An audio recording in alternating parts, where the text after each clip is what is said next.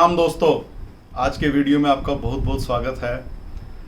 आज का हमारा चर्चा का विषय रहेगा कि लाल किताब ज्योतिष क्या है, कब उत्पत्ति हुई, कैसे काम करती है और इसके गूढ़ रहस्यों के बारे में आज हम चर्चा करेंगे। और आप इस वीडियो को बिल्कुल भी स्किप ना करें और अच्छे से अपनी लाइफ के साथ रिलेट करने का प्रयास करें। आपको ज्योतिष के कुछ ऐसे अनसुलझे सवालों का जवाब मिल सकता है जो सदा ही हमारे मन में कंफ्यूजन पैदा करते हैं। दोस्तों, यदि पहली बार चैनल पे हैं तो प्लीज सब्सक्राइब जरूर करें ताकि सभी वीडियो आपको मिलते रहें। हमने अंक शास्त्र के तकरीबन काफ़ी सारे वीडियो अपलोड कर चुके हैं, तो आप वहां से जाकर के उनको ज़रूर देखिए ताकि आप अच्छे से उनको रिलेट कर सकें। लाल किताब ज्योतिष, लाल किताब हाल ही में पिछले 15-20 सालों में ये पद्धति बहुत ज़्यादा प्रचलित हुई है। कुछ भ्रांतियां भी हैं इस चीज़ को लेकर के सबके मन में, और उसके आंसर देने का भी आज हम प्रयास करेंगे। सबसे पहले तो चर्चा करेंगे कि भ्रांतियां क्या हैं, कि कहाँ से इसकी उत्पत्ति को लेकर के लोगों को बड़ी कंफ्यूजन है। कुछ लोगों का ये मानना है कि सूर्य के सारथी अरुण के नाम से एक किताब आती थी, अरुण संहिता की, वो लाल किताब है या वहाँ से ये ओरिजिनेट हुई है। कुछ लोगों का ये मानना था कि उत्तरांचल के जो ब्राह्मण हैं उनके पास इस किताब की मूल प्रतियां मौजूद हैं। कुछ लोगों का मानना ये है कि रावण इन्हीं शास्त्रों के द्वारा अपने जीवन को मैनेज करता था, तो रावण संहिता से जुड़ा हुआ ग्रंथ है ये। और कुछ लोगों को लगता है कि ये अरबी किताब है या अरब देशों से आई हुई किताब है, जबकि ऐसा नहीं है। एक पंडित रूपचंद जी जोशी होते थे जो अंग्रेजों के जमाने में अकाउंटेंट थे मिलिट्री के अंदर। वो ज्योतिष के बड़े अच्छे जानकार थे, इतने अच्छे जानकार थे कि उनको वैदिक ज्योतिष, फेस रीडिंग, पामिस्ट्री बड़ी उनकी मतलब बड़ी प्रगाढ़ दृष्टि थी इन सब्जेक्ट्स के ऊपर, बहुत अच्छी पकड़ थी। तो ऐसा कहा जाता है या उनके द्वारा ही वृतांत में ये बातें निकल गया है कि उनको इनसाइट्स आते थे, उनको कोई गैबी मदद मिलती थी, ईश्वरीय मदद मिलती थी, जिसके द्वारा उन्होंने धीरे धीरे इस लाल किताब की रचना की। 5 वॉल्यूम के अंदर ये लाल किताब आई। एक ऐसा ग्रंथ है जिसके अंदर पामिस्ट्री से लेकर के वास्तु, अंग शास्त्र, फेस रीडिंग, प्लैनेट्स, रेमेडी, सारा कुछ उसके अंदर हर चीज का जिक्र किया गया। उस जमाने की लिखी गई किताब 1940-50 के आसपास जब ये किताब लिखी गई थी, तो उसके बावजूद भी, इतनी पुरानी होने के बावजूद भी आज की मॉडर्न टेक्नोलॉजी के अंदर वो पूरी की पूरी स्टीक बैठती है। मतलब कुछ चीजों की चर्चा जो आज हम समाज में रह करके करते हैं तो उसमें ऑलरेडी अंकित हैं। फॉर एग्जाम्पल, जैसे हम जब कोई भी स्त्री गर्भवती होती है, जांच करवाना लड़का या लड़की आज अपराध माना जाता है, लेकिन उन्होंने किताब के पहले पन्ने पे ये चीज लिख दी कि अगर आपको ज्योतिष के दृष्टिकोण से ये पता चल भी जाए कि लड़का है या लड़की है, आपने वो कभी भी बयान नहीं करना। तो सोचिए कि कितनी दूर की दृष्टि रख करके उन्होंने इस ग्रंथ की रचना की होगी। स्टेप बाय स्टेप हम इसको सब समझने का प्रयास करेंगे। सबसे पहली जो किताब आई थी 1939 वॉल्यूम जिसको हम कहते हैं, वो किताब पामिस्ट्री के ऊपर बेस्ड है। उनका उस किताब की, अगर हम उस किताब को पढ़ें तो वो सारे के सारे ग्रहों को आपके हाथ की रेखाओं के साथ जोड़ देती है। और उसके बाद जो किताब आई 1940 के नाम से वो किताब आती है, लाल किताब 1940 जिसको हम कहते हैं। उसके अंदर उन्होंने ग्रहों को और कुंडली को दूसरे तरीके से इंट्रोड्यूस किया। जैसे हम रूटीन में कुंडली देखते हैं, ग्रहों की कंजक्शंस को देखते हैं, थोड़ा बहुत उसके अंदर वास्तु का भी पार्ट उन्होंने डाला। लाल किताब के अंदर वास्तु को वास्तु न कह करके मकान कुंडली का नाम दिया जाता है। फिर एक 1941 के अंदर एक वॉल्यूम आया, उसके अंदर उन्होंने पोएट्री डाल दी, जो कि उर्दू और फारसी के मिक्स शब्दावली के अंदर है। एक लकोक्तियां हैं, पोएट्री जिसको हम कह सकते हैं, और फिर उसको आगे उसका अर्थ निकाला जाता है, उसको डिकोड किया जाता है, और उसके द्वारा जो है रूटीन के अंदर जो हम लाल किताब ज्योतिष के जितने भी विद्वान हैं, हमारी संस्था भी करती है, तो उसकी रेमेडीज वहां से ओरिजिनेट होती हैं। फिर एक किताब आई 1942 जिसके अंदर उन्होंने 1939, 1940, 1941 इन 3 किताबों का एक तरह से समावेश कर दिया। उसमें पोइट्री भी है, उसमें पामिस्ट्री का भी कुछ पोर्शन है, उसमें मकान कुंडली भी है, और उसके अंदर सबसे जो अच्छी चीज इंट्रोड्यूस हुई वो ग्रहों की युतियां और ग्रहों के उपाय बड़े ही सिंपल फॉर्म के अंदर दिए गए। फिर आई एक और किताब 2 वॉल्यूम के अंदर, जिसको कि हम कंक्लूजन वाली किताब भी कहते हैं, 1952, काफी बड़ी किताब है। उसके अंदर उन्होंने ऑलमोस्ट हर सब्जेक्ट का निचोड़ निकाल करके डाल दिया। इस तरह से रचना हुई लाल किताब की। उन्होंने चूंकि अपने नाम से उसको प्रिंट नहीं करवाया कभी भी, क्योंकि वो खुद एक सरकार के कर्मचारी थे, सरकारी कर्मचारी थे। नियम उस टाइम बड़े सख्त होते थे, नियम आज भी सख्त है, लेकिन आजकल नियमों में से कुछ ना कुछ लूप होल निकाल लिए जाते हैं, लेकिन तब नियम ऐसे नहीं थे। तो उन्होंने अपने नाम पे नहीं निकाली, उनके परिचित थे या उनके भाई थे गिरधारी लाल शर्मा जी, तो उन्होंने उसको टाइप राइटर से उसको छपवाया। कुछ लोगों, चंद लोगों के पास तब होती थी, और आज की डेट में तो पंडित गोस्वामी जी हैं दिल्ली वाले, उन्होंने, उनकी जो प्रिंटिंग प्रेस है उससे वो पब्लिश होती है। तो इस तरह से रचना हुई दोस्तों लाल किताब के 5 वॉल्यूम्स की। अब इसमें विशेषता क्या है? अगर हम जनरल वैदिक ज्योतिष की बात करेंगे तो हर ज्योतिष के आगे क्लासिफिकेशन है, ब्रांचेस हैं। जैसे वैदिक ज्योतिष के अंदर केपी है, पराशरी है, जैमिनी है, मुंडेन एस्ट्रोलॉजी है, जिससे हमें ये पता लगता है कि आगे आने वाला मौसम कैसा होगा, बाजार में क्या मंदी है, किस चीज में तेजी रहेगी। और दूसरी तरफ पामिस्ट्री आई, वास्तु का सेगमेंट आया। तो लाल किताब के अंदर वास्तु, पामिस्ट्री, इन सबको ऐड करके एक कंसोलिडेटेड सा एक ग्रंथ तैयार किया गया, जो कि बड़ा ही अच्छा रिजल्ट देने वाला है, जिसके अंदर बड़े अच्छे रेमेडीज भी सजेस्टेड हैं। और आप यूं कह सकते हैं कि जो लाल किताब है वो मॉडर्न, लेटेस्ट, अपडेटेड वर्जन है ज्योतिष का, क्योंकि सारे की सारे शास्त्र किसी दूसरे जमाने में लिखे गए थे, बहुत पुराने लिखे गए हैं, जबकि ये वो ग्रंथ है जो बिल्कुल 20वीं सदी के अंदर ही जिसकी रचना की गई है, और बड़ा अच्छा फलीभूत भी होता है, बड़ा नाम है आज की डेट में लाल किताब का। लेकिन उसके साथ साथ कुछ भ्रांतियां और कुछ डर भी पैदा हो जाते हैं सबके अंदर। कुछ लोग कहते हैं कि अपने घर में नहीं रखनी चाहिए, पता नहीं कैसी है, घर में ये हो जाएगा, वो हो जाएगा। ऐसा कुछ नहीं है, बहुत पवित्र ग्रंथ है। एक ऐसा ग्रंथ है जो आज के युग में भी आपको अध्यात्म की तरफ लेकर के जाता है, और इसमें सबसे ज्यादा जो जोर दिया गया आपके कर्म के ऊपर दिया गया। तो पामिस्ट्री को, आपकी फेस रीडिंग को, आपकी कुंडली को, आपकी मकान कुंडली को, जब तक आप इन टोटलिटी नहीं देखोगे तो लाल किताब ज्योतिष का पर्पस सोल्व कभी हो ही नहीं सकता। एक ऐसा ग्रंथ जिसमें स्टार्टिंग के पन्ने पे ये लिख दिया गया कि किसी भी दूसरे शास्त्र की आपने कभी बुराई नहीं करनी। यदि आपके पास कोई गर्भवती स्त्री आ जाती है तो आपने ये भेद नहीं खोलना कि गर्भ में लड़का है या लड़की है।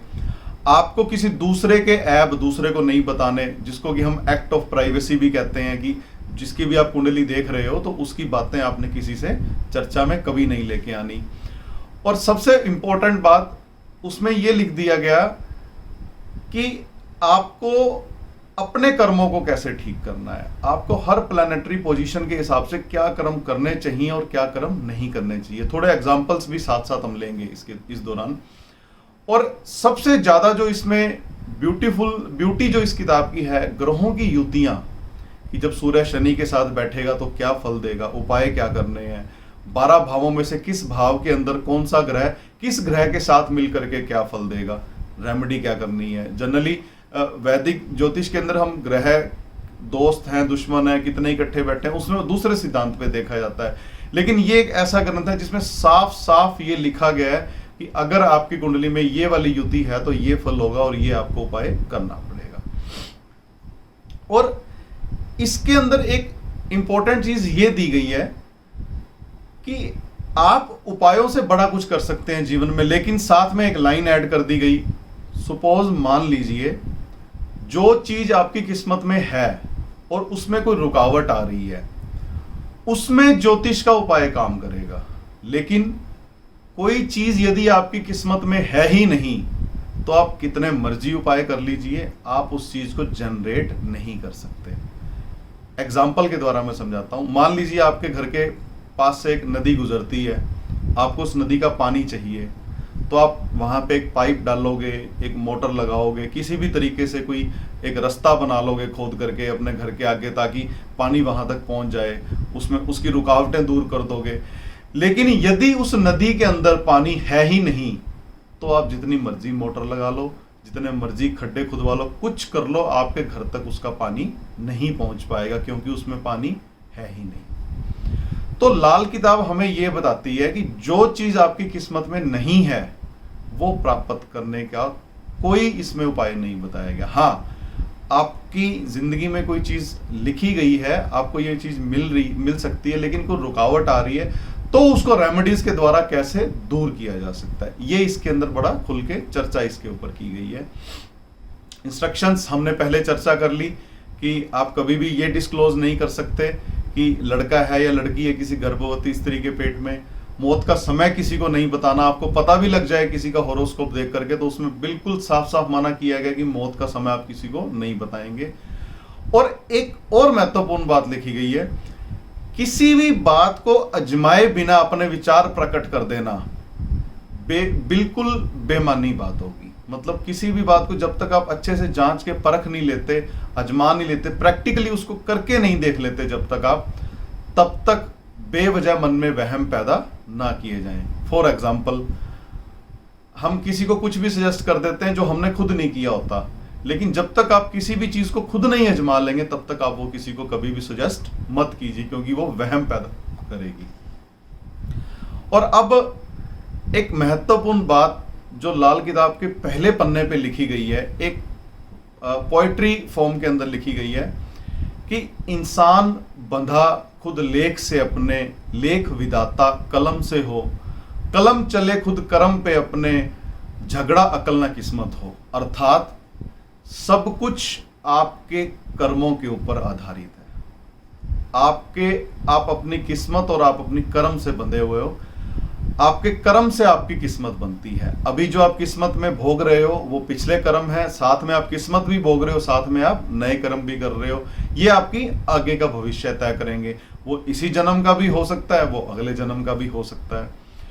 तो कर्म जब आप अपने ठीक कर लेंगे तो आपकी किस्मत खुद ब खुद धीरे धीरे ठीक होती चली जाएगी।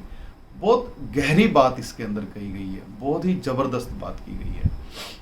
काम कैसे करती है लाल किताब? वैदिक ज्योतिष के अंदर हम राशियों को भी कंसीडर करते हैं, नक्षत्रों को भी कंसीडर करते हैं, कुंडली में भाव को भी कंसीडर करते हैं और ग्रहों को कंसीडर करते हैं। तो लाल किताब के अंदर सिर्फ और सिर्फ ग्रहों की और उसके भावों की बात की गई है। 12 भाव होते हैं, 1 से लेकर के 12 तक आप सब जानते हैं। जो भी इस तरह के वीडियो में इंटरेस्ट रखता है उसको इतना तो पता ही होता है कि 12 भाव होते हैं हमारी कुंडली के अंदर और 9 ग्रह होते हैं। और लाल किताब के अंदर सारे की सारी राशियां साइड पे कर दी गई। उन्होंने पहले खाने को ही पहली राशि मान लिया। उन्होंने कह दिया कि जो कुंडली का पहला भाव है वही राशि है। लेकिन पामिस्ट्री की यदि हम बात करेंगे तो उन्होंने जो आपके हाथ के ऊपर जो प्लैनेट्स होते हैं उसको नाम दे दिया गया भावों का, और जो उंगलियां हैं आपकी इनकी पोरियों के ऊपर, इसके ऊपर उन्होंने ये बता दिया कि ये राशियां हैं। ये 12 पोरियां हैं, 12 जो पोर्स हैं आपकी उंगलियों के, ये इसको राशियां कह दिया। और ये जो भाव हैं, जैसे ये इसको हम खाना नंबर 2 कहते हैं, इसको खाना नंबर 10 कहते हैं, ये खाना नंबर 1 है। इस तरह से उन्होंने पामिस्ट्री के अंदर ये सारा कुछ डिफाइन कर दिया। पामिस्ट्री के अंदर उन्होंने ग्रहों के जो भाव हैं जिसको पर्वत या बुर्ज कहा जाता है और राशियों को सेपरेट कर दिया। इस किताब के हिसाब से आप भावों के अंदर बदलाव नहीं कर सकते, लेकिन उंगलियां आपकी मूव हो सकती हैं। तो राशियों के अंदर आप बदलाव कर सकते हो। तो राशियों के उपाय आप करके आप अपने जीवन को परिवर्तित कर सकते हो, उसमें ट्रांसफॉर्मेशन पैदा कर सकते हो। और इन टोटलिटी, फिर अगर हम टोटलिटी में बात करेंगे तो प्लैनेट्स, पामिस्ट्री, आपकी मकान कुंडली और आपकी फेस रीडिंग, इन चारों को मिला करके उन्होंने कहा कि कुछ लक्षण आपके अंदर आपको जीवन में मिलेंगे। उन लक्षणों के बेस पे आप ये पहचानोगे कि कौन सा ग्रह कैसा काम कर रहा है, उसका उपाय करना चाहिए या उसका उपाय नहीं करना चाहिए। एक और विशेष बात इस लाल किताब में लिखी गई है, पहले दूसरे पन्ने पर ही लिख दी गई है कि जुड़वा बच्चों के ऊपर इसमें बड़ा स्पष्ट लिखा गया कि मान लीजिए एक ही घर में पैदा हुए बच्चे, एक ताए के घर पैदा हो रहा है, एक चाचा के घर पैदा हो रहा है, एक ही समय में एक गरीब के घर पैदा हो रहा है, एक अमीर के घर पैदा हो रहा है, अलग अलग क्षेत्र हो सकते हैं, अलग अलग देश हो सकते हैं, अलग अलग शहर हो सकते हैं, परंतु उन सब की कुंडली तो एक जैसी होगी, लेकिन जीवन अलग अलग होगा। क्यों? इसीलिए इस किताब का जो बेस माना गया है वो ग्रहों के साथ साथ हस्तरेखा अर्थात पामिस्ट्री, जिसको कि हमारे भारतीय संस्कृति के अंदर सामुद्रिक शास्त्र कहा जाता है। उन्होंने इस बात का वर्णन किया है कि सबका पाम अलग अलग होंगी, सबकी हथेली की लाइनें अलग अलग होंगी, कुंडली बेशक सेम बनी हो लेकिन फिर भी उनमें अंतर आ जाएगा। इस तरह से उन्होंने एक डीकोडेड लैंग्वेज में ये बता दिया हमें कि जुड़वा बच्चों का भविष्य अलग अलग क्यों होता है। अक्सर ये बड़ा डिबेट का विषय रहा है ज्योतिष के अंदर कि जो क्रिटिसाइज करते हैं इस सब्जेक्ट को कि जो एक ही घर में पैदा हो रहे हैं, जुड़वा बच्चे हो रहे हैं, उनकी किस्मत अलग अलग क्यों है। बिल्कुल अलग अलग है। हम भी यही कह रहे हैं। हम ये कह रहे हैं कि उसके ऊपर बाकी चीज़ों का भी प्रभाव है जीवन के अंदर। सबसे बड़ा प्रभाव तो हम सबके अलग अलग कर्मों का है। दूसरा प्रभाव जो हम देखेंगे, हमारी हथेली के ऊपर पामिस्ट्री पोर्शन कभी भी किसी का सेम नहीं हो सकता। बड़े अच्छे से डिफाइन कर दिया है इसके अंदर। जिस तरह से जुड़वा बच्चों के फिंगरप्रिंट सेम नहीं हो सकते, तो उनकी हथेली की रेखाएं अलग अलग होंगी। मैं आपको भी एग्जांपल ये बताऊंगा, आप स्लाइड पे देख सकते हैं। ये दो अलग अलग हथेलियां नजर आ रही हैं आपको, ये जुड़वा बच्चों की हथेलियां हैं। एक की शादी बहुत अर्ली एज के अंदर हो गई, दूसरे की शादी बड़ी लेट हुई जाकर के। और सबसे बड़ी बात, अगर हम देखेंगे दोनों में सबसे बड़ा अंतर जो आ रहा है, जो हेडलाइन है, एक जातक की हेडलाइन बड़ी स्मूथ है और दूसरे की हेडलाइन में थोड़ा सा ब्रेक है। तो सबसे बड़ा अंतर यहाँ पे डिफाइन किया गया है कि जुड़वा बच्चों की जिंदगी अलग अलग कैसे होती है। तो दोस्तों, आज हमने चर्चा की लाल किताब के रहस्य के बारे में। अगले वीडियो में हम चर्चा करेंगे कि लाल किताब के उपाय कैसे काम करते हैं, किसको उपाय करने चाहिए, किसको नहीं करने चाहिए, जिसको नहीं करने चाहिए उसको क्यों नहीं करने चाहिए, और जिसको करने चाहिए उसको क्यों करने चाहिए। लॉजिक क्या है, ये आपको मुसीबतों से बचाती कैसे है, क्यों लाल किताब के उपाय आज के समय में इतने ज्यादा प्रचलित हो रहे हैं, इन सभी विषयों पे चर्चा करेंगे। तब तक बने रहिए हमारे साथ। यदि सब्सक्राइब नहीं किया तो प्लीज सब्सक्राइब जरूर करें ताकि सभी वीडियो आपको मिलते रहें। जल्दी मिलते हैं नेक्स्ट वीडियो में, तब तक इजाजत दीजिए।